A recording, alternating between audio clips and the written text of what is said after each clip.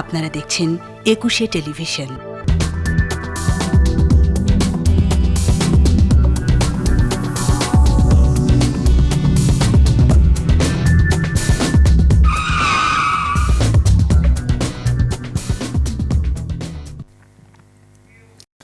প্রিয় দর্শক, সবাইকে স্বাগত জানাচ্ছি একুশে রাতের আজকের আয়োজনে। আপনাদের সঙ্গে আছি আমি রাজীব জামান। দর্শক, আপনারা জানেন প্রতিনিয়তই আমরা সমসাময়িক বিষয়গুলো নিয়ে কথা বলার চেষ্টা করি একুশে রাতে, এবং যথারীতি আজও আমরা করোনা পরিস্থিতির জায়গাগুলো নিয়ে কথা বলবো। এবং সেই সাথে যুক্ত করতে চাই যে আপনারা জানেন যে এই বৈশ্বিক করোনা মহামারী পরিস্থিতিতে চিকিৎসা বিজ্ঞানের গবেষকরা প্রতিনিয়তই চেষ্টা করছিলেন কিভাবে এর প্রতিষেধক বা ভ্যাকসিন তৈরি করা যায়, এবং গত কয়েক মাস যাবতই কিন্তু ভ্যাকসিন তৈরির সুখবরগুলো নিয়ে বেশ আলোচনা হচ্ছিল। এবং সম্প্রতি সর্বশেষ আমরা যে গতকাল দেখেছি যে অক্সফোর্ড ইউনিভার্সিটির একদল গবেষক একটি সুখবর দিয়েছেন এবং ভ্যাকসিনে আশার আলোর কথাও জানিয়েছেন। কতটুকু আসলে সফল হবে, নিরাপদ হবে, দামি বা কেমন হবে, কবে নাগাদই ভ্যাকসিন সারা বিশ্বের মানুষ পাবেন, সেইগুলো নিয়েই এখন জল্পনা কল্পনা আলোচনা। সব জায়গায় আমরাও যথারীতি সেই জায়গাগুলো নিয়ে কথা বলবো। প্রতিনিয়ত যেখানে আমরা সচেতনতা, করণীয় এই অবস্থানগুলো নিয়ে কথা বলি, আজকে আমরা অবশ্যই কথা বলার চেষ্টা করবো অক্সফোর্ডের ভ্যাকসিনের আশার আলোর জায়গাগুলো নিয়ে, নিরাপত্তা এর জায়গাগুলো নিয়ে কথা বলবো। সেই বিষয়গুলো নিয়ে কথা বলার জন্য আমাদের সঙ্গে সংযুক্ত হবেন স্টুডিও থেকে doctor Hasan Mahmud Reza, dean, school of health and life science, north south বিশ্ববিদ্যালয়। আমাদের সাথে সংযুক্ত হবেন ডক্টর মুশতাক হোসেন, সাবেক প্রধান বৈজ্ঞানিক কর্মকর্তা, IEDCR। এবং লন্ডনের চিগওয়েল থেকে যুক্ত হবেন doctor Golam Rahat Khan, emergency and ICU, National Health Service, NHS, যুক্তরাজ্য। তিনজনকেই স্বাগত জানাচ্ছি আমাদের সাথে সংযুক্ত হওয়ার জন্য। আমরা আজকের বিষয়বস্তু একটু আগে জানিয়ে দিয়েছি। আমরা আলোচনাটি শুরু করতে চাই ডক্টর মুশতাক হোসেন, সাবেক প্রধান বৈজ্ঞানিক কর্মকর্তা, IEDCR, তার কাছ থেকে। ডক্টর মুশতাক, সারা বিশ্বব্যাপী গতকাল থেকে আসলে এই বিষয়টি সবচেয়ে বেশি আলোচিত, এবং সেটি নিয়ে আলোচনা শুরু করতে যে অক্সফোর্ডের ভ্যাকসিনে আশার আলো, সেই জায়গাটি দিয়ে আজকে যদি আলোচনা শুরু করেন। জি, ধন্যবাদ। আমরা টিকা নিয়ে সারা বিশ্বে কিন্তু যা যতটুকু সমর্থ আছে তারা গবেষণা করে যাচ্ছেন। বাংলাদেশেও একটি প্রতিষ্ঠান তারা গবেষণা করছেন। ল্যান্সেট পত্রিকায় দুটো প্রবন্ধ এবং অন্য আরো বৈজ্ঞানিক প্রবন্ধ, আরো দুটো, মোট 4টি প্রবন্ধ প্রকাশিত হয়েছে। সেখানে যে অক্সফোর্ড এবং অ্যাস্ট্রাজেনেকা কোম্পানি তারা যে ভ্যাকসিন নিয়ে গবেষণা করছেন, সেখানে প্রথম পর্যায়ে এবং দ্বিতীয় পর্যায়ের ফলাফল তারা সেই গবেষণাপত্রে প্রকাশ করেছেন ল্যান্সেটে। পাশাপাশি চীনের যে ট্রায়ালটা হবে বাংলাদেশে, তাদেরও একটা বৈজ্ঞানিক গবেষণার ফলাফল প্রকাশ করেছেন তারা পত্রিকাতে। কাজেই পাশাপাশি এভাবে 3-4টি ভ্যাকসিন তারা প্রথম এবং দ্বিতীয় পর্যায়ে পার করেছে। কোনো কোনো ভ্যাকসিন তৃতীয় পর্যায়ের পরীক্ষা শুরু করেছে, যে রাশিয়াতে শুনেছি আমরা তারা তৃতীয় পর্যায়ে পরীক্ষা করছে, এবং চীনে যে ভ্যাকসিন তারা তৃতীয় পর্যায়ে পরীক্ষা করার জন্য বাংলাদেশ, ব্রাজিল এবং মধ্যপ্রাচ্যের একটি দেশকে অনুরোধ করেছেন। বাংলাদেশ ইতিমধ্যেই এই বিষয়ে এগিয়েছে, এবং পাশাপাশি ইউরোপ এবং মার্কিন যুক্তরাষ্ট্রেও গবেষণাগুলো হচ্ছে। তো এগুলো বিভিন্ন পর্যায়ে পার হয়ে নিশ্চয়ই মানব দেহের জন্য এটা নিরাপদ, সেটা প্রমাণ হবে। এবং পরীক্ষায় এই ভ্যাকসিন প্রয়োগ করবার পরে আমাদের মধ্যে অ্যান্টিবডি তৈরি হলো কিনা সে বিষয়টিও প্রমাণিত হবে। এটি হয়তো আমরা আশাবাদী যে এই বছরের শেষ নাগাদ না হলেও আগামী বছরের প্রথম দিকে এটার পরিপূর্ণ বাণিজ্যিক উপাদানে যাবে, এবং বাংলাদেশও এখানে পিছিয়ে থাকতে চাই না। প্রথম যে উৎপাদন হবে সেই উৎপাদনের অংশীদার আমরাও হতে চাই। চীনের যে ট্রায়ালটা হচ্ছে তারা যে সফল হয়, আমি অনুরোধ করবো যারা ট্রায়াল করছেন তারা যেন এই শর্তটা তুলে দেন, শর্তটা রেখে দেন যে যদি এই ট্রায়াল সফল হয় তাহলে বাংলাদেশ নিজেরাও যেন এই ভ্যাকসিন তৈরি করতে পারে। তাহলে আমরা নিজেরাও আমাদের নিজেদের চাহিদা মেটাতে পারবো এবং স্বল্প খরচে আমরা বিশ্বের অন্যান্য দেশে ওটা সরবরাহ করতে পারবো। তবে এর মানে এই না যে আমাদের স্বাস্থ্যবিধিগুলো আমরা মানবো না। আমাদের স্বাস্থ্যবিধিগুলো অব্যাহতভাবে মেনে চলতে হবে। যখনই অসতর্ক হব আমরা সংক্রমিত হয়ে যাব, এবং স্বাস্থ্য বিভাগের পক্ষ থেকে প্রত্যেকটা রোগীকে শনাক্ত করা অব্যাহত রাখতে হবে, তাদেরকে আইসোলেট করে চিকিৎসা দিতে হবে, এবং তাদের সঙ্গে যারা সংস্পর্শে কন্ট্যাক্ট বলা হয় সেই কন্ট্যাক্টদের খুঁজে বের করে কোয়ারেন্টাইন করতে হবে। এক মুহূর্তের জন্য আমাদের এতে শৈথিল্য করার অবকাশ নেই। এমনকি ভ্যাকসিন আবিষ্কার হওয়ার পরেও আমাদের এই কাজগুলো চালিয়ে যেতে হবে যতক্ষণ পর্যন্ত মহামারীটা আমরা গ্রহণযোগ্য পর্যায়ে নিয়ন্ত্রণে আনতে না পারি। জি, জনাব মোস্তাক, আপনাকে অনেক ধন্যবাদ। আমরা এবার একটু লন্ডনের চিগল থেকে যুক্ত হবেন ডাক্তার Golam Rahat Khan, emergency and ICU National Health Service NHS যুক্তরাজ্য। জনাব ডাক্তার গোলাম রাহাত খান, আপনি নিশ্চয়ই আমাকে শুনতে পাচ্ছেন। আমরা আশার আলোর জায়গাটা নিয়ে আজকে আলোচনা শুরু করেছিলাম। আপনার কাছ থেকে সর্বশেষ তথ্য যদি একটু জানান। ধন্যবাদ আমাকে যুক্ত করার জন্য। সর্বশেষ আমি যেহেতু লন্ডনে আছি, যুক্তরাজ্যে আছি, আমি এখানকার কিছু তথ্য দিতে পারবো। আর একটু আগে আমাদের মোস্তাক ভাই যেটা বললেন আর কি, যে পৃথিবীর তো অনেক দেশ, 23টার মতো মনে হয় ট্রায়াল চলছে, খুব আই মিন প্রিক্লিনিক্যাল ট্রায়াল যেটা হয়েছে সেটার পরে যে ফেজ 1 সেই পর্যায়ে আছে 23টার মতো। তো ফেজ 1 হচ্ছে যে একটা গ্রুপ অফ পপুলেশন এবং মোটামুটি ভালো নাম্বারই, 1000-এর মতো, এখানে 1077 জনের মতো যুক্তরাজ্যে এদেরকে এই ভ্যাকসিনটা দেয়া হয়েছিল। এবং তাদের উপরে যেটা অ্যান্টিবডি, আমরা যেটা বলি যে অ্যান্টিবডি এবং টি সেল, আসলে ইমিউনিটি, রোগ প্রতিরোধ ক্ষমতা শরীরের মধ্যে বিভিন্নভাবে কাজ করে। তার মধ্যে মূলত প্রতিটা ভ্যাকসিনেরই এই দুইটা প্রপার্টি থাকতে হয়, যে একটা অ্যান্টিবডি, মানে দ্যাটস লাইক এ সোলজার। আপনার বডির মধ্যে কোনো যদি অ্যান্টিজেন যেটা বলি আমরা, যে কোনো যদি নন সেলফ, যে বডি এটাকে রিকগনাইজ করে যে এটা আমার না, তখন এর জন্য বডির একটা ক্ষমতা আছে, সে একটা প্রোটিন তৈরি করে। তো এই প্রোটিনটাকে আমরা বলি অ্যান্টিবডি আর কি। এবং সেটা এই অ্যান্টিবডিটা তখন ওই ওটাকে নিউট্রালাইজ করে দেয়, যেটাকে বলা হয় যে নিউট্রালাইজিং অ্যান্টিবডি। আরেকটা ওয়েতে কাজ করে, সেটা হচ্ছে বডির মধ্যে যে রক্তের মধ্যে যে শ্বেত কণিকা, হোয়াইট সেল থাকে, তার মধ্যে একটা লিম্ফোসাইট বলে একটা কম্পোনেন্ট আছে, এবং তারও আরেকটা ভাগ হচ্ছে টি সেল বলে। তো টি সেলটাও এটার কোনো প্রোটিন না, এটা করে হচ্ছে আপনার ফ্যাগোসাইট, মানে হচ্ছে যে ওই ইনফেক্টেড সেলটাকে ধ্বংস করে দেয়। So there are 2 ways to defend. তো এইখানে আমাদের এখানে অক্সফোর্ডের যে সারা গিলবার্টের যে টিম, উনি স্ট্রংলি বলেছেন যে দে আর ভেরি হ্যাপি, বিকজ তারা দেখেছে যে 1077 জনের মধ্যে তো কন্ট্রোল একটা গ্রুপ ছিল, হাফ অফ দেম 50%-এর মতো মানুষকে কিন্তু ভ্যাকসিনটা, 1077 জনের মধ্যে 50 ভাগকে ভ্যাকসিনটা দেয়া হয়েছিল আর 50 ভাগকে দেয়া হয়নি। এই কম্পেয়ার করে তারা দেখেছে খুবই ভালো একটা রেসপন্স। এবং যেটা কালকে এখানকার গর্ডন ব্রাউন, এখানকার যে আমাদের Boris Johnson plus Matt Hancock, যিনি হচ্ছে হেলথ সেক্রেটারি, ওনারা খুবই খুশি, বিকজ ওনাদের মানে সারা গিলবার্টের টিম, ওনারা অ্যান্ড্রু পোলক, ওনারা বলেছেন যে ওনাদের এক্সপেকটেশনের তুলনায়ও অ্যান্টিবডিটা অনেক বেশি তারা দেখেছেন, এবং টি সেলও কাজ করছে, অ্যাক্টিভেট করছে। তো ইমিউন রেসপন্স যেটা বলছেন, ওনারা ভেরি আশাবাদী। কিন্তু যেহেতু ভ্যাকসিন প্রডিউস করলেই তো হয় না, যেটা সবাই আমরা জানি এখন, আসলে সেফটি কনসার্নটা, এটা দুইটা ওয়ে। একটা হচ্ছে যে ভ্যাকসিনটা বের করা, কনফার্ম করা যে কাজ হলো, আর একটা হচ্ছে সেফটি। কারণ এত বড় সারা পৃথিবীর মানুষকে দেয়া হবে, তো এটা সেফটি না থাকলে তো হবে না।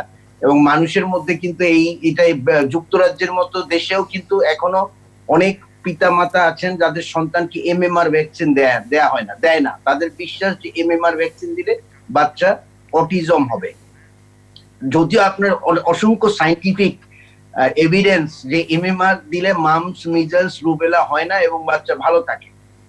তারপরেও এর মধ্যেও আপনি অন্ধবিশ্বাস যাকে বলে আর কি, যে তাদের ডিনায়াল, তারা দেয় না। তো এক্স্যাক্টলি দ্য সেম ওয়ে, যদি কোন রকমের যদি এই ভ্যাকসিন যদি সেফ না হয়, তাহলে আপনি you wouldn't be able to convince 100% people এই ভ্যাকসিনটা নিতে, যার জন্য সেফটিটা একটা বিরাট কনসার্ন। এরা আসলে, এবং যুক্তরাজ্য বিশেষ করে যে কোনো ব্যাপারে, শুধু এটা হেলথের ক্ষেত্রে না, এনারা আগে সেফটির ব্যাপারটা খুব ভালোভাবে এনশিওর করে।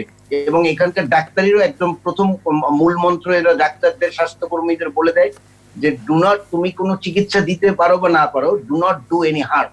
সো দ্যাট ইজ দ্য, একদম মূল কথা হচ্ছে এটা। তো যার জন্য এরা একদম নিশ্চিত না হয়ে যে এটা মানুষকে কোনো ঝামেলা, কোনো অন্য কোনো পার্শ্ব প্রতিক্রিয়া না করে, বরং সেটা প্রোটেক্ট করবে, সেই জায়গাটা থেকে কাজ করছে। তবে আমি ওই যে সময় যেটা বললেন যে সর্বশেষ আপডেট যেটা, সেটা হচ্ছে যে এরা ক্রিসমাসের আগে যুক্তরাজ্য সরকার একটা গিফট দিতে চাচ্ছে যে নেশনকে, যে দ্যাট ইজ, এই কথাটাই বলা হচ্ছে, that would be a Christmas gift. তো আচ্ছা, ওনারা আচ্ছা। আসলে হচ্ছে ফেজ 2 তে যাচ্ছেন। ফেজ 2 আরো বড় আকারে হবে, 10,000 মানুষের উপর ট্রায়াল, তারপরে আরো একদম ফাইনাল যে ট্রায়ালটা হবে তারপরে এটা। তো এদের টার্গেট হচ্ছে এরা ডিসেম্বরের 25 তারিখ, আচ্ছা, ক্রিসমাসের 26 তারিখ, ক্রিসমাসের সেটা আগে। তারা বাজারে ছাড়বেন বলে আশা করছেন। আপনাকে ধন্যবাদ, আপনি সংযুক্ত হ্যাঁ, থাকবেন। আমরা একটু স্টুডিওতে আলোচনায় ফিরতে চাই doctor Hasan Mahmud Reza, dean, school of health and life sciences, north south বিশ্ববিদ্যালয়। আপনি শুনছিলেন আমাদের দুজনের কথাই, এবং সারা বিশ্বব্যাপী এখন আসলে এই বিষয়টি নিয়ে অনেক বেশি আলোচনা হচ্ছে, সকলেই আশার আলো দেখছেন। সেই জায়গাটায় আপনার মতামত একটু যদি বলেন। হ্যাঁ, ধন্যবাদ। আমি দুজনের আলোচনা শুনলাম। আশার আলো তো অবশ্যই আছে, কারণ আমরা তাকিয়ে আছি একটা কার্যকরী ভ্যাকসিনের জন্য। এই মুহূর্তে সারা বিশ্বে 197টি ভ্যাকসিনের ডেভেলপমেন্ট চলছে এবং তারা বিভিন্ন পর্যায়ে আছে। এদের মধ্যে 31টি ভ্যাকসিন এখন হিউম্যান ট্রায়ালে আছে। আচ্ছা আচ্ছা। হিউম্যান ট্রায়ালের থার্ড ফেজে, ফেজ 3-তে আছে এই মুহূর্তে 7টি ভ্যাকসিন। এবং আমরা যে ভ্যাকসিনটা নিয়ে আজকে বেশি কথা বলার চিন্তা করছি বা কথা বলছি, সেটি হচ্ছে অক্সফোর্ড ভ্যাকসিনটা। এই ভ্যাকসিনটা তাদের সমস্ত প্রি ক্লিনিক্যাল ট্রায়াল শেষ করে হিউম্যান ট্রায়ালের ফেজ 1 এবং ফেজ 2 শেষ করেছে, এবং এই রেজাল্টগুলো আসলে আমাদের কাছে আগেই জানা ছিল, কারণ বিভিন্নভাবে রেজাল্টগুলো চলে এসেছে, কিন্তু মানে ঠিক অফিসিয়ালি একটা বিজ্ঞান সাময়িকীতে সেখানে গতকালই এটা প্রকাশিত হলো, এবং দুজন আলোচক জানিয়েছেন আমাদের, এবং এটাই সত্যি যে এই রেজাল্টটা মোটামুটি ভালো। এবং এখানে আসলে আমি একটু আলোকপাত করতে চাই যে একটা আইডিয়াল ভ্যাকসিন আসলে কি। আমরা সেটাকে একটা আইডিয়াল ভ্যাকসিন বলবো যে ভ্যাকসিনটা একবার প্রয়োগ করলে ওই ব্যক্তির আমৃত্যু তাকে প্রোটেকশনে রাখতে পারবে এগেইনস্ট এ পার্টিকুলার প্যাথোজেন। এটাই হইতেছে আমাদের চাওয়াটা, কিন্তু ইন মোস্ট অফ দি কেসে সেটা অনেক সময় হয় না। তারপরও আমরা চেষ্টা চালিয়ে যাই, এবং একটা ভালো ভ্যাকসিন বা আইডিয়াল ভ্যাকসিন যখন প্রয়োগ করা হবে তখন বডিতে 3টি জিনিস হবে, যেটা উনি খুব ভালো করে আমাদের জানালেন। জি, তো এই জায়গাতে প্রথম যেটা হবে, একটা হবে অ্যান্টিবডি তৈরি হবে, সেকেন্ড হবে টি সেল, কিলার টি সেল বা আমরা সাইটোটক্সিক টি সেল বলি, আরেকটা জিনিস তৈরি হবে সেটি হচ্ছে মেমোরি বি সেল। অর্থাৎ প্রথম ইনফেকশন যখন হচ্ছে, আসলে ভ্যাকসিনেশন কিন্তু কাইন্ড অফ ন্যাচারাল ইনফেকশন, শুধু পার্থক্য হচ্ছে ইনফেকশন ন্যাচারালি হলে সেখানে রোগ হতে পারে, মৃত্যু ঝুঁকি থাকতে পারে, কিন্তু ভ্যাকসিন যখন দেয়া হচ্ছে তখন এই সমস্ত জিনিসগুলো কেয়ারফুলি অমিট করা হচ্ছে, করে শুধু প্যাথোজেনটাকে একটু উইক ফর্মে কিংবা তার যে মূল উপাদানটা যেটা বডির ইমিউনোলজিক্যাল রিয়াকশনটাকে অ্যাগ্রাভেট করতে পারে, সেই জিনিসটাই আমরা আসলে প্রয়োগ করি। তাতে রোগ সৃষ্টি হয় না, কিন্তু বডির ইমিউন সিস্টেমটা অ্যাক্টিভেটেড হয়। তখন এদের এগেনস্টে বিভিন্ন বায়োকেমিক্যাল রিয়াকশনস শেষে এই যে 3টি জিনিসের কথা বললাম এটা তৈরি হবে। এটি যদি তার লাইফ লং, অর্থাৎ সে মৃত্যু পর্যন্ত এই জিনিসগুলি তার বডিতে থাকে, তাহলে ওই ভাইরাস আর কখনো তাকে আক্রমণ করে তাকে উইক করতে পারবে না, অর্থাৎ সে প্রোটেক্টেড থাকবে। তো আমরা এই ভাইরাসের বেলায় বিভিন্ন ধরনের চেষ্টা করে আমরা যে ভ্যাকসিন তৈরি করতে যাচ্ছি, এখন সাম্প্রতিককালে একটা তথ্য আমরা পেয়েছি যে যে অ্যান্টিবডিগুলো তৈরি হয় ইভেন ন্যাচারাল ইনফেকশনের পরেও, এই অ্যান্টিবডিগুলোর লাইফ স্প্যান খুব শর্ট, অর্থাৎ এটা 2 মাস 3 মাস পরে এই অ্যান্টিবডিটা আর তার বডিতেও কার্যকরীভাবে পাওয়া যাচ্ছে না, দীর্ঘমেয়াদে আমরা পাচ্ছি না। আর এই কারণেই এই second time infection, third time ইনফেকশনের কথা আমরা শুনছি। আচ্ছা আচ্ছা, তো এটা যদি হয় তাহলে আমাদেরকে আরো অন্যরকম করে ভাবতে হবে। তবে এই মুহূর্তে যেহেতু এই করোনা ভাইরাস কিংবা কোভিড-19 ডেথ টোলটা অনেক বেশি, সো লাস্ট 100 ইয়ার্সেও এরকম ঘটনা ঘটেনি, সে কারণেই আমরা চাচ্ছি যে এই মুহূর্তে প্রথমত একটা ভ্যাকসিন আসুক, এবং আমরা জানি যে এই ব্যাপারে চায়না এবং যুক্তরাজ্য, যুক্তরাষ্ট্র এবং জার্মানি, রাশিয়া তারা বেশ অনেক অগ্রগতি সাধন করেছে, এবং আমরা আশা করব যে তাড়াতাড়ি অন্তত 2-4টা ভ্যাকসিন চলে আসবে। আর আমার মনে হয় যে আমরা যে চায়নার ভ্যাকসিনটা নিয়ে কথা বলতেছিলাম, সেই ভ্যাকসিনটা বাংলাদেশে ট্রায়ালের অনুমতি পেয়েছে, এবং প্রাথমিকভাবে এটা হেলথ কেয়ার ওয়ার্কার্সের উপর এটা প্রয়োগ করা হবে যারা আছেন। এর মূল কারণ হচ্ছে যে যারা স্বাস্থ্যসেবায় থাকে তাদের কিন্তু ঝুঁকিটা বেশি থাকে, তারা সবসময় রোগীর ট্রিটমেন্টে যায়, সম্মুখভাগে থাকছে, তো রোগীর থেকেও কিন্তু তারা ইনফেক্টেড হতে পারে, এবং এটাও একটা প্রয়োজন একটা ক্লিনিক্যাল ট্রায়ালের জন্য, এটাও কিন্তু একটা নেসেসিটি। সে কারণে বাংলাদেশে প্রাথমিকভাবে 4200 হেলথ কেয়ার ওয়ার্কার্সের উপরে এই ট্রায়ালটা চলবে, 18 মাস ব্যাপী চলবে। এবং যেহেতু এই ভাইরাসটার প্রিক্লিনিক্যাল স্টাডি তারপর ফেজ 1 ফেজ 2 স্টাডি চায়নাতে কমপ্লিট হয়েছে এবং সেই রেজাল্টগুলোও যথেষ্ট ভালো। সৌভাগ্যবশত তাদের এই পুরো প্রোটোকলটা আমি পড়েছি। আচ্ছা আচ্ছা। এবং সেখানে ডিটেলস তারা বর্ণনা করেছে কোথায় কি হয়েছে, কি রেজাল্ট হয়েছে। তো তাদের এই ফেজ 1 এবং ফেজ 2 যে রেজাল্টটা সেটা অনেক ভালো। অর্থাৎ ফেজ 1 এর রেজাল্ট বলছে যাদেরকে প্রয়োগ করা হয়েছিল তাদের মধ্যে 95% কেসে আপনার যথেষ্ট পরিমাণ অ্যান্টিবডি তৈরি হয়েছে। আচ্ছা আচ্ছা। এবং ফেজ 2 যে রেজাল্ট সেখানে 600 পেশেন্টের উপর প্রয়োগ করা হয়েছে এবং সেক্ষেত্রেও তারা 98% পেশেন্টের বেলায় এই অ্যান্টিবডির প্রেজেন্স ডিটেক্ট করেছে। আচ্ছা আচ্ছা। নেক্সট বিগ কোশ্চেন এবং যে কোশ্চেনটার উত্তর আমরা খুঁজছি সেটি হচ্ছে এই যে অ্যান্টিবডি তৈরি হলো, এই অ্যান্টিবডি কি সত্যি সত্যি তাকে প্রোটেকশন দিতে পারবে? এটা নিয়ে আমাদের আগামী রিসার্চ এবং সেটার উত্তর পাওয়ার জন্য এই ফেজ 3 ক্লিনিক্যাল ট্রায়াল শুরু হলো।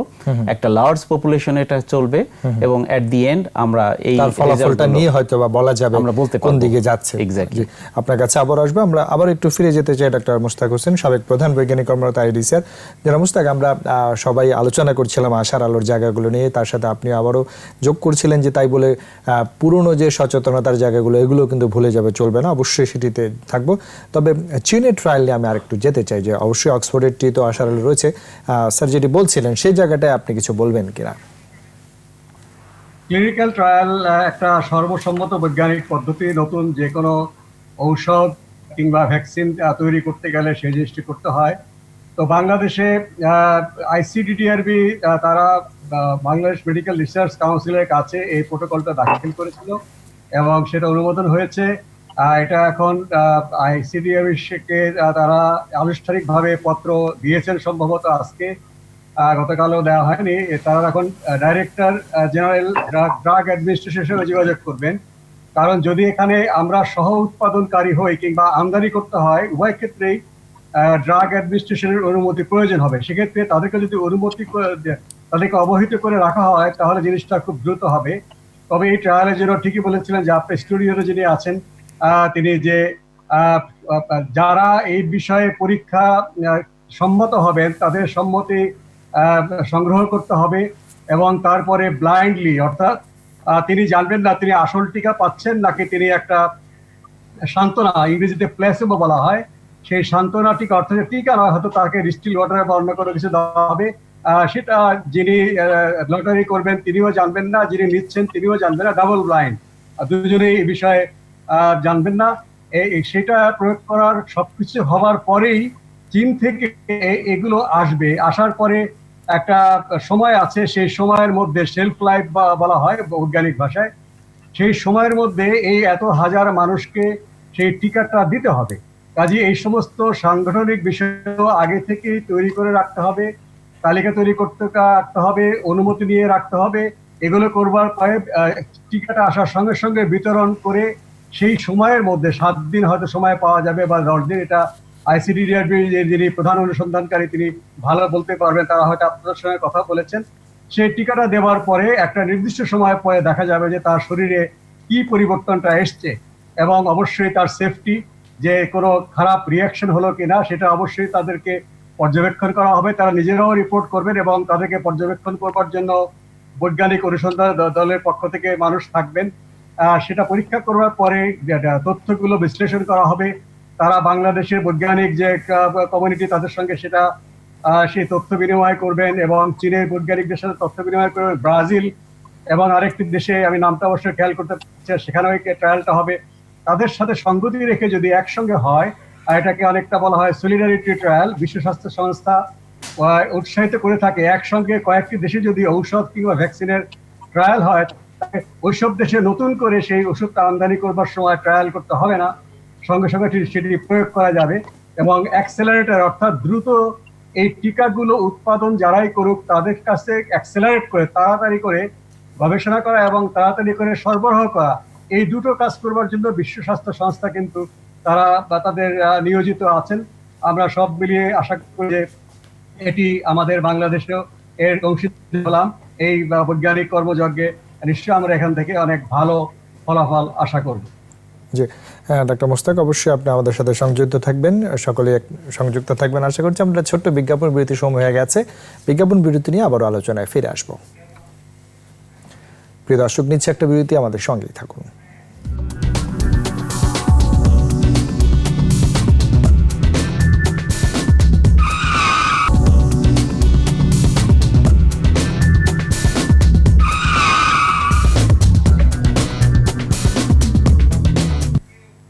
প্রিয় দর্শক, আবার সবাইকে স্বাগত জানাচ্ছি 21 রাতের আজকের আয়োজনে। আমরা আলোচনা করছিলাম করোনায় ভ্যাকসিনের আশার আলো এবং সর্বশেষ অক্সফোর্ডের যে সাফল্য, সেই জায়গাগুলো নিয়ে, চীনের ট্রায়ালের কথাগুলো আমরা বলছিলাম। সে জায়গায় আবার আমরা একটু সংযুক্ত হতে চাই। এই মুহূর্তে লন্ডনের চিগল থেকে যুক্ত হবেন doctor Golam Rahat Khan, emergency and ICU, National Health Service, NHS, যুক্তরাজ্য। জনাব রাহাত, আপনি শুনছিলেন বিরতির আগে আমরা চীনের ট্রায়াল নিয়ে অনেক বেশি কথা বলছিলাম এবং সেই সাথে অক্সফোর্ডের বিষয়টিতে আপনি বলেছেনই, এবং কত সহজ সময়ে সেটি সবগুলো দেশে করা যায় স্যার বলছিলেন, এবং সহজলভ্যতা বা প্রাপ্তির জায়গাটাগুলো নিয়ে, বিশ্ব স্বাস্থ্য সংস্থার সহযোগিতার জায়গাগুলো নিয়ে অনেক কথা রয়েছে। সে জায়গায় যদি একটু মতামত দেন। সময়ের যে ব্যাপারটা, সেখানে যারাই নিয়ে কাজ করছে, যে অলমোস্ট 140 জনের মতো, যে যারা প্রিক্লিনিক্যাল ট্রায়াল ফেজ 1 বা ফেজ 2 স্টেজে আছেন, কিছু সময় কিন্তু শর্ট করা যায়। এটা হচ্ছে অবধারিত। এই সময়টা তো লাগবেই দেখতে, যে আপনার যেমন আমরা জানি যে আমি প্রথমে যে বলেছি যে টি সেল ফর্ম করে, যে ওতে শুরু হয় ভ্যাকসিন দেওয়ার পরই, কিন্তু পিকে যেতে লাগে 14 দিন। তেমনি আপনার যে অ্যান্টিবডি, নিউট্রালাইজিং অ্যান্টিবডি ফর্ম করতেও প্রায় পিকে যেতে লাগে 28 দিন। তারপরে এটা সিমটম হচ্ছে কিনা পেশেন্ট, এগুলো হচ্ছে সময় লাগে, এবং সেই সময়টা যতটা পারা যায় কমিয়ে এনেই অক্সফোর্ডের টিম এনারা বলেছেন যে ডিসেম্বর নাগাদ হচ্ছে আর্লিয়েস্ট বাজারে নিতে পারবে। আর পৃথিবীর অন্যান্য দেশগুলো তো কাজ করছে। তো এখন যে সময়টা, যেটা বললাম, যে সময়টা অবধারিত লাগবেই, সেটা তো লাগবেই। আর দ্বিতীয় হচ্ছে যে আমাদের দেশের মতো আর কি, আমাদের দেশ এবং পৃথিবীর আরো অন্যান্য আফ্রিকান কিছু দেশ বা ঘনবসতিপূর্ণ দেশগুলোর জন্য এই ভ্যাকসিনটা খুবই গুরুত্বপূর্ণ। যুক্তরাজ্যে এনারা এখন কিন্তু সেকেন্ড ফেজে ট্রায়াল দেওয়ার জন্য যে পরিমাণ ইনফেক্টেড মানুষ দরকার, সেই পরিমাণ ইনফেক্টেড মানুষ কিন্তু নেই এদের। এখানকার যে আর নাম্বার যেটা বলি আমরা, যে একজন থেকে কতজন ইনফেক্টেড হয়, সেই নাম্বারটা এখন 1-এর নিচে অনেক দিন ধরেই। 2টা জায়গাতে, লিস্টারে এবং ব্ল্যাকবার্নে, এই 2টা জায়গাতে আর এর নাম্বারটা 1-এর বেশি। যার জন্য এরা এখন যেমন ব্রাজিলে, আমি আমার আগের বক্তারা যেটা বললেন, যে এরা কিন্তু ব্রাজিলে এক্সপান্ড করছে ট্রায়ালের জন্য, সাউথ কোরিয়াতে, দক্ষিণ কোরিয়াতে নিচ্ছে, এবং সাউথ আফ্রিকার কিছু দেশেও ওনারা এই সেকেন্ড ফেজের ট্রায়াল ওনারা দিবে। এখানকার লোকালি 10,000 মানুষ, আর বাইরে থেকে নিবে, কারণ এখানে ইনফেক্টেড, এবং এরা খুব হ্যাপি যে এখানকার লকডাউনটা খুব ইফেক্টিভ ছিল, যার জন্য ভাইরাস আর ট্রান্সমিট করতে পারে না, এবং এরা নামিয়ে আনতে পেরেছে। তবে কিছু কিছু জায়গা থেকে অথেন্টিক কিছু জায়গা এবং অথরিটিস যুক্তরাজ্যের, তারা একটা প্রেডিকশন দিয়েছেন যে উইন্টারে একটা সেকেন্ড স্পাইক এবং ম্যাসিভ একটা সেকেন্ড স্পাইকের পসিবিলিটি আছে, এবং তার জন্য এরা এখানে অনেক কাজ করছেন, এবং এই লকডাউনটাকে তারা ইফেক্টিভ করার চেষ্টা করছে যাতে ওই স্পাইকটা না আসে।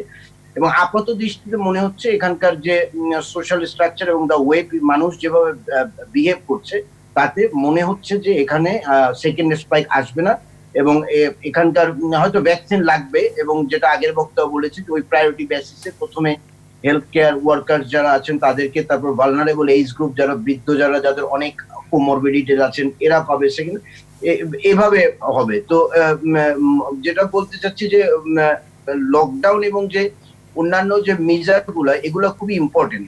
ভ্যাকসিনের তো রোল ডেফিনেটলি আছে, এবং সেই ভ্যাকসিনটা কাজ করবে কতটুকু, এটা কি আদৌ কি আপনার মানে কোন রকম উপসর্গই করবে না, কমপ্লিটলি কি প্রোটেকশন দিবে, নাকি এটা হচ্ছে ডিজিজের মাত্রাটাকে, তীব্রতাকে কমাবে, সেটাও কিন্তু জানা যাচ্ছে না। আর এখানকার অক্সফোর্ডের যে টিমটা কাজ করছে, এরা কিন্তু খুব, এদের profile is very strong internationally. এরা এখানকার মানে প্রফেসর সারা গিলবার্ট, উনি তো ভ্যাকসিনোলজিস্ট, ওনার টিমই কিন্তু পৃথিবীর অনেক মানে রিনাউন্ড যে কতগুলো যে ডিজিজ হয়েছে প্যান্ডেমিকের মতো, যেগুলো মার্স বা অন্যান্য অনেক ভ্যাকসিন নিয়ে কিন্তু এরা এই টিমই কাজ করেছে, 50-100টা। আপনারা মনে জানেন, সবাই এটা জানি আর কি। যার জন্য মানুষের আস্থা এই টিমটার প্রতি পৃথিবীর অন্যান্য দেশের তুলনায় শ্রদ্ধা কি বলছি, এদের প্রতি এদের দিকে আসলে মানুষ সারা পৃথিবী তাকিয়ে আছে, এবং যুক্তরাজ্য তো বটেই। তা আমাদের মতো দেশের জন্য আমাদের অবকাঠামো যেহেতু এখনো সেরকম পর্যায়ে না, এবং আমাদের যেহেতু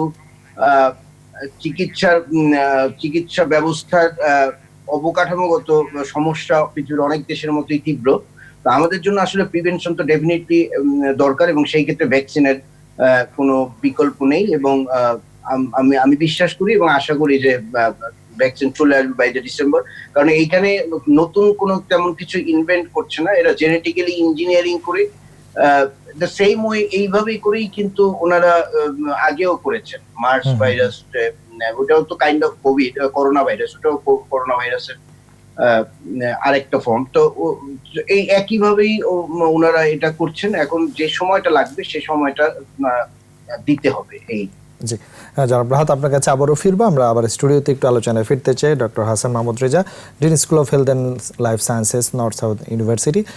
আমরা যে বিষয়টিতে আলোচনায় ছিলাম সেখানে উনি যথার্থ বলছিলেন যে যুক্তরাজ্য পৃথিবীর অনেক দেশে ট্রায়ালের ব্যবস্থা করছেন। যদি আমরা দেখছি আমাদের দেশে চীনের ট্রায়াল অনুমোদন হয়েছে, এই সুযোগটা আমরা নিতে পারি কিনা এবং সেই সাথে আর কোনো কিছু যোগ করবেন কিনা আপনি? জি, অবশ্যই সুযোগ নেওয়ার প্রয়োজন, কারণ আমাদের দেশের জনসংখ্যা অনেক, প্রায় 17 কোটি জনসংখ্যা, সুতরাং আমাদের দেশে অনেক ভ্যাকসিনের প্রয়োজন হবে। তো এটা একটা ভালো সুযোগ যে যেহেতু চায়না আমাদের সাথে বা আমাদের দেশে তাদের ক্লিনিক্যাল ট্রায়াল শুরু করেছে, সুতরাং এক ধরনের নেগোসিয়েশন তাদের সাথে আমাদের করার সুযোগ আছে।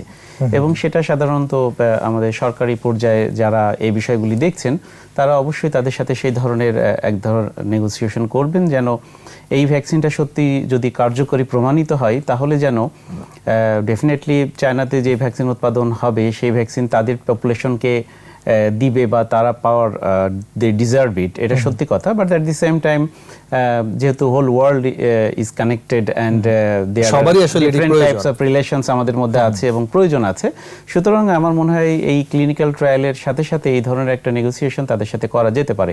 তবে মনে রাখতে হবে যে ভ্যাকসিন ফ্রি পাওয়া যাবে আর ফ্রি পাওয়ার জন্যই আমাদের সব চেষ্টা করতে হবে, আমি মনে হয় এটা খুব একটা সাপোর্ট করি না, কারণ একটা ভ্যাকসিন ডেভেলপমেন্টের পেছনে অনেক খরচ আছে। সুতরাং একটা দেশ যেটা তৈরি করছে সেটা কেন আরেকটা দেশকে ফ্রি দেবে?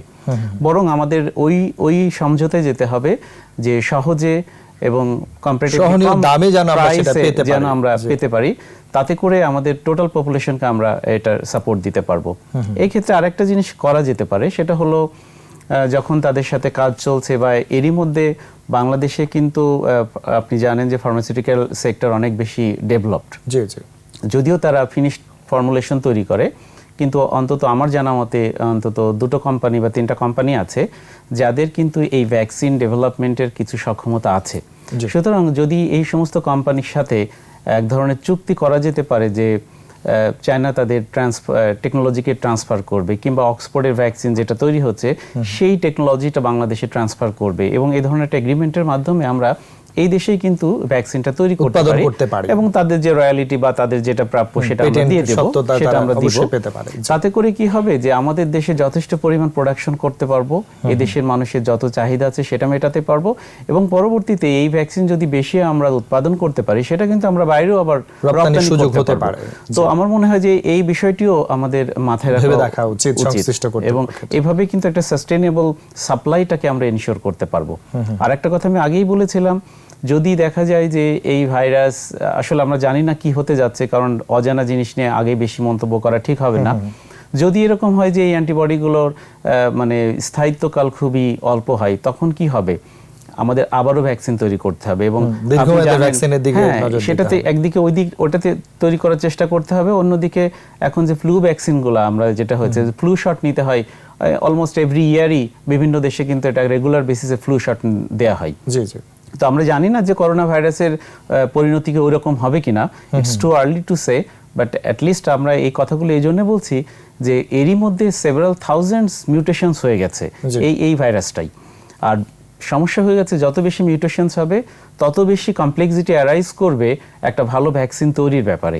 কারণ যে টার্গেটটা নিয়ে এক্স্যাক্টলি যে টার্গেটটা নিয়ে আমরা ভ্যাকসিন তৈরি করলাম, কিছুদিন পরে সেই টার্গেটটা তার কাছে মানে ডমিনেন্ট সিকোয়েন্সটি এসে পাল্টে গেল, তখন কিন্তু আমাদের এই যে অ্যান্টিবডি থাকলো না থাকার সম্ভাবনাই বেশি।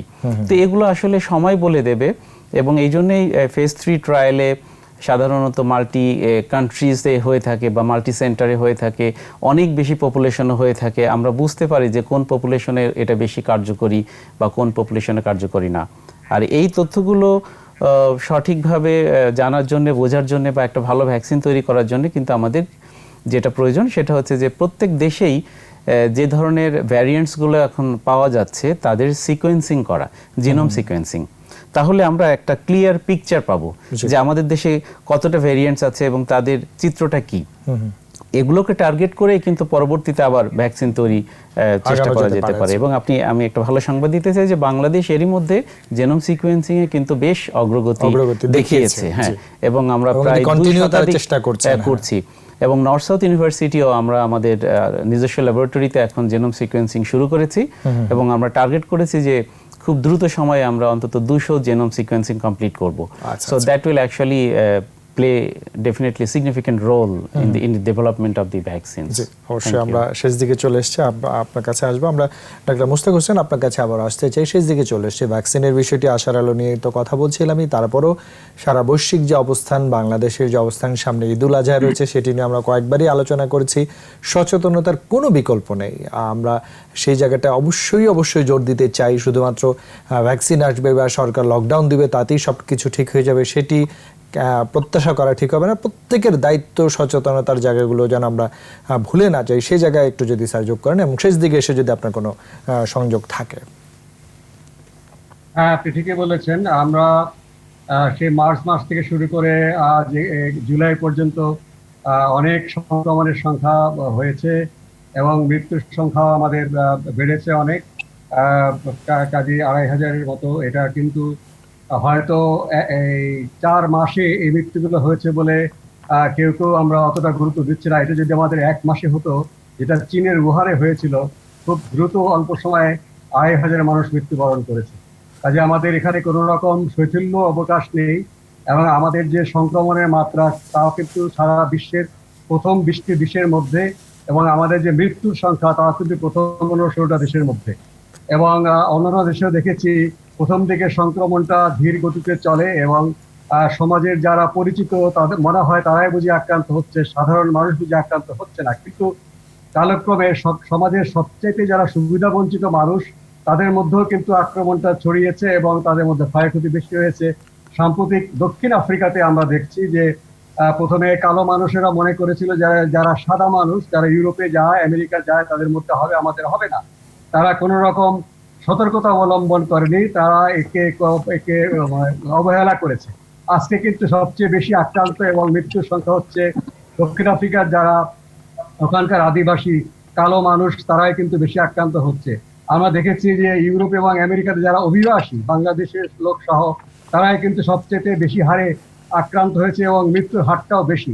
কাজে আমাদের এখানে আমাদের সংক্রমণটা এই সময় কিছুটা স্থিতিশীল, বিশেষ করে বড় শহর ঢাকা, চট্টগ্রাম, নারায়ণগঞ্জ, গাজীপুরে স্থিতিশীল অবস্থায় আছে। কিছুটা প্রাকৃতিক যে পরিবেশ, যে বৃষ্টি বন্যার কারণে স্যাম্পল দিতে পারছেন না কেউ, এবং শারীরিক দূরত্ব কিছুটা হচ্ছে, কিন্তু আবার অন্যদিকে ত্রাণ শিবিরে কিন্তু আবার শারীরিক দূরত্ব বজায় রাখা যাচ্ছে না, সেখানে সংক্রমণের ঝুঁকিটা আছে। আমরা যদি ঈদের সময় এটা সংযত না হয়ে চলি, আমরা শৈথিল্য দেখা দিলে এখন যে স্থিতিশীল অবস্থা আছে সেটা আবার আগস্ট সেপ্টেম্বর মাসে অনেক বেশি বেড়ে যেতে পারে এবং ক্ষয়ক্ষতিও বাড়বে। কাজে কোনো রকম আমাদের এইখানে অবহেলা করা চলবে না, ঘাটতি করা চলবে না। স্বাস্থ্যবিধি মেনে চলতে হবে সবাইকে, এবং অবশ্যই স্বাস্থ্য বিভাগকেও প্রতিটি রোগীকে শনাক্ত করতে হবে, বাড়ি বাড়ি খবর নিতে হবে, তাদেরকে আইসোলেট করে চিকিৎসা দিতে হবে, তাদের সাথে লোকদেরকে শনাক্ত থেকে কোয়ারেন্টাইন করতে হবে। এটা যদি আমরা সচেতনভাবে, সক্রিয়ভাবে না করি, আমরা এখানে স্বয়ংক্রিয়ভাবে রোগটা কমবে না, বরঞ্চ আমরা বিপদের দিকে ধাবিত হব। জি, ধন্যবাদ। ডক্টর মোস্তাক, আপনাকে অনেক ধন্যবাদ। আমরা শেষ দিকে চলে এসেছি আলোচনার, যেতে চাই লন্ডনের চিগুয়েল থেকে সংযুক্ত আছেন ডক্টর গোলাম রাহাত খান। জনাব রাহাত, আপনি একটু আগে বলছিলেন যে আসলে যুক্তরাজ্যের কঠোর লকডাউনের কারণে তারা বেশ স্বস্তিদায়ক অবস্থানে রয়েছেন, যদিও আসলে তাদের অবস্থান আমাদের অবস্থান এক নয়। আমাদের অনেক ওভার পপুলড কান্ট্রি, আমাদের অনেক সীমাবদ্ধতা রয়েছে।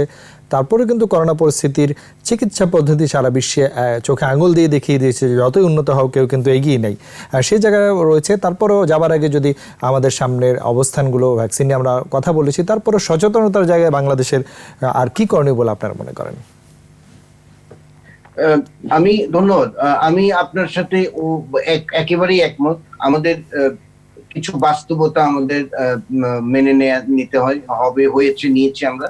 আমাদের অবধারিত নিয়তি, আমরা আসলে ওভার পপুলেটেড কান্ট্রি, যেখানে আমি 1000 মানুষ 1000 সামথিং মনে হয় এভারেজ মানুষ বাস করে প্রতি বর্গ কিলোমিটারে। কিন্তু আমার মনে হয় ঢাকাতে মনে হয় এটা অনেক বেশি, 10-15 হাজারের বেশি লোক তো এইখানে এটা কোনো গভর্নমেন্টের পক্ষে, সরকারের পক্ষে আপনি যতই মিজান নেন, এবং এখানে খেটে খাওয়া মানুষ অনেক, তাদেরকে আপনি ইফেক্টিভ লকডাউন মানে ইফেক্টিভ যেটা কার্যকরী সেটা সম্ভব না। এইসব দেশ, তাদের অনেক জায়গা, ল্যান্ড বেশি, তারা এমনিতেই অ্যাডভান্টেজ, তাদের সোশ্যাল ডিস্টেন্সিং খুবই ইজি। এবং আপনারা জানেন যে যুক্তরাজ্য সহ পৃথিবীর অনেক দেশেরই সামাজিক যে পারিবারিক যে বন্ধন, সেখানেও কিন্তু 18 বছর বয়স হলে বাচ্চাটাকে আলাদা হয়ে যায় ইন টার্মস অফ তার প্রাইভেসির জন্য। হয়তো দেখা যায় যে সরকার থেকে তাকে একটা কাউন্সিল থেকে একটা বাড়ি দেওয়া হয়, বাবা মা থেকে বাচ্চারা আলাদা হয়ে যায়, যে যার নিজের বাসায় থাকে।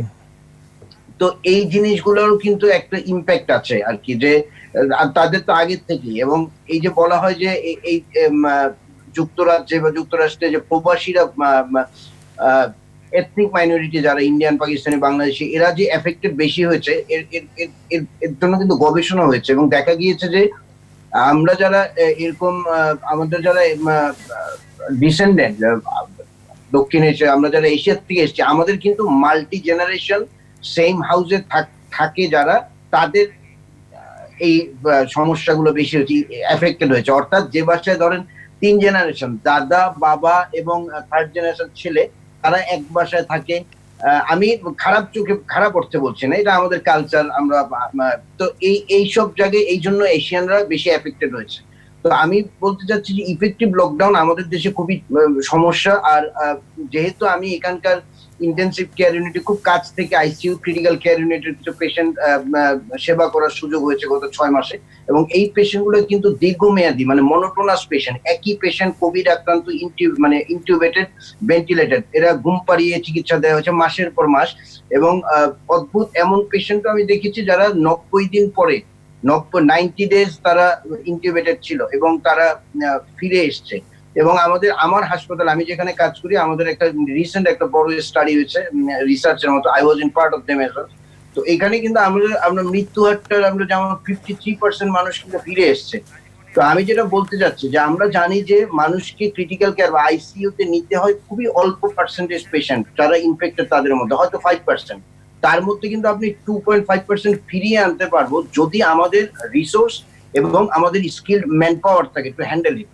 তো ওই জায়গাটাতেই বলতে চাচ্ছি যে আসলে যদি মানে তুলনা তো কিছুতেই করি না, তুলনা করার তো প্রশ্নই আসে না, আমাদের দেশে রিসোর্স নাই। কিন্তু যতটা রিসোর্স আছে সেইটাও তো প্রপারলি ইউটিলাইজ হচ্ছে না, এবং প্রতিটা ক্ষেত্রেই তো সমস্যা। যেমন আপনি ট্রেনিং করানো দরকার। আপনি একটা মানুষ সে আইসিইউ তে কাজ করবে, তাকে তো আপনি ওয়াইড মানে কোথার থেকে সে ট্রেইনড হয়েছে। আপনি কাউকে যদি বলা হয় যে আপনি বই পড়লেন, আপনাকে এই যে ড্রাইভিং এর বইটা দিলাম, আপনি এই ড্রাইভিং এর বইটা পড়ে কি আপনি রাস্তায় গাড়ি চালান? You can't do this. আপনাকে স্কিল, আপনাকে ট্রেন করতে হবে how to drive the car, এবং সিমultaneously আপনাকে নলেজ থাকতে হবে। তো আমাদের সমস্যা যেগুলো হয়ে গেছে, এই যে আইসিইউর একটা প্রপার একটা ডিপার্টমেন্ট থাকতে পারতো, এদেরকে বিদেশ থেকে সরকার ট্রেন করাতে পারে, রাদার দেন আপনার এই যে সরকারি অনেক মানুষ ট্রেন করতে যায়, যেগুলো আসলে কোনো দরকার আছে কিনা, যে জায়গাগুলোতে ট্রেন করানো দরকার, doctor, nurse, health care worker, সেই জায়গাগুলো সেদিকে আমাদের নজর দিতে হবে। হয়নি। এক্স্যাক্টলি, অক্সিজেনের কথা তো আমরা আসলে প্রথম থেকে বলছি। জি, তো আশা করি, আশা করি যে পরিবর্তন আসবে এক সময়। এবং আমার মনে হয় যে এইখান থেকে আমরা ঘুরে দাঁড়াতে শিখব। জি জি জি জি ধন্যবাদ সেই। আপনাকে। আমরা সেই দিকে চলে এসেছি, স্টুডিও থেকে আলোচনা শেষ করতে যাই। ডক্টর হাসান মাহমুদ রেজা, যাবার আগে সবকিছু মিলিয়ে সচেতন যায় সামনে ঈদুল আজহা, স্যারও যারা বলছিলেন যে আমাদের খুবই খুবই সচেতন হতে হবে এবং দক্ষ জনবল তৈরির দিকেও নজর দিতে হবে, সেই জায়গায় জলদি শেষ করেন। জি, গত 5 মাসে আমরা কোভিড নিয়েই চলছি। তো এরই মধ্যে কিন্তু আমরা একটা পরিবর্তিত জীবনধারায় চলে গেছি, যেটাকে এখন আমরা নিউ নরমাল বলছি, ধীরে ধীরে অভ্যস্ত হয়ে যাচ্ছি। তো আমি চাইছি যে জনগণ যে নতুন একটা জীবন ধারায় অভ্যস্ত হয়েছে, এই ধারাটা চলতে থাকুক। আমরা ডক্টর মোস্তাক বলেছেন এই স্বাস্থ্যবিধি মেনে চলার ব্যাপারে, সামনে ঈদ আসছে, আমাদের আবার সেই বাড়ি ফেরার সেই সময়টা। তো আমরা চেষ্টা করি যতটা কম যেতে পারি বাড়িতে, যতটা কম ট্রান্সপোর্টেশনের ভিতরে থাকতে পারি, বাসায় থাকার চেষ্টা করি এবং অবশ্যই ওই দূরত্বটা মেনটেন করি সামাজিক যতটুকু দূরত্ব। সম্ভব। হ্যাঁ, যতটা সম্ভব, এবং সাথে মাস্ক ব্যবহার করাটা এটা খুব কঠিন ব্যাপার না, এটা জাস্ট ইতিমধ্যে সবাই আমরা অভ্যস্ত হয়ে গেছি, অনেকটাই অভ্যস্ত হয়েছি। কিন্তু ওই যেটা দেখছি মাস্ক নাকের উপর থাকছে না, চলে আসছে থুতনির নিচে। তো এইভাবে মাস্ক ব্যবহার করলে তো হবে না, প্রয়োজন নেই। ঠিকভাবে মাস্ক ব্যবহার করতে হবে এবং এইভাবে করলে আমরা আমাদের এই যে আপনার ডিজিজ ট্রান্সমিশন এটাকে মিনিমাইজ করতে পারবো, বন্ধ করা ভেরি ডিফিকাল্ট। আর ডক্টর রাহাত যেগুলো কথা বলছিলেন সব কথাগুলো ঠিকই আছে, কিন্তু আসলে বাংলাদেশের পার্সপেক্টিভ তো প্রেক্ষাপট আসলে ভিন্ন, ডিফারেন্ট। তো এখানে আমাদের সরকারি পর্যায় থেকে যেভাবে চেষ্টা করা হচ্ছে, আবার ব্যক্তিগত পর্যায়ে বা প্রাইভেট লেভেল থেকেও যদি আমরা সত্যিকার ভাবে একটু এগিয়ে আসি এবং ওই সচেতনতার জায়গা থেকে যদি আমরা এগিয়ে আসি এবং সত্যিকার অর্থে যদি আমরা সচেতন হই, তাহলে কিন্তু এটা মোকাবেলা করা সম্ভব। কারণ আমরা বলতে পারি যে কিছুটা আশীর্বাদ পুষ্ট এই জন্যই যে আপনি ইউরোপ আমেরিকাতে যেরকম দেখেছি যে মৃত্যুর মিছিল হয়েছে, আক্রান্তের হার বেশি হলেও মৃত্যুর হারের জায়গাতে বা রিকভারির জায়গাতে জি ইয়াং পপুলেশন আমাদের অনেক বেশি এবং আমাদের ইমিউনিটি বেশি আছে, কিন্তু তার মানে এই না যে আমরা একেবারে সবকিছু ভাসিয়ে চলবো। সো আমরা সচেতন থাকবো এবং আমরা ভ্যাকসিনের জন্য ওয়েট করব, আর ভবিষ্যতে যা আসবে সেটাকে মেনে চললে আমার মনে হয় জীবনধারা একটি পরিবর্তন এসেছে, এটা আমরা ধরে রাখি, and that will help us for a better life tomorrow. অবশ্যই আমরা সেই প্রত্যাশা রাখছি। সচেতনতার কোনো বিকল্প নেই, স্বাস্থ্যবিধি সবাইকে মেনে চলতে হবে। ধন্যবাদ আপনাকে। আমরা তখন আলোচনা করছিলাম দর্শক doctor Hasan Mahmud Reza, dean school of health and sciences, north south university. সংযুক্ত ছিলেন ডাক্তার মোস্তাক হোসেন, সাবেক প্রধান বৈজ্ঞানিক কর্মকর্তা এডিসির, এবং লন্ডনের চিগল থেকে সংযুক্ত ছিলেন আমাদের সঙ্গে doctor Golam Rahat Khan, emergency and ICU, National Health Services, যুক্তরাজ্য। তিনজনকে ধন্যবাদ জানাচ্ছি এবং শেষ করছি আজকের আলোচনা। তিনজনকে অনেক ধন্যবাদ। প্রিয় দর্শক, আজকে আলোচনা এখানেই শেষ করছি। সবাইকে শুভরাত্রি। স্বাস্থ্যবিধি মেনে চলুন, সতর্ক থাকুন, ভালো থাকুন, 21-এর সঙ্গেই থাকুন।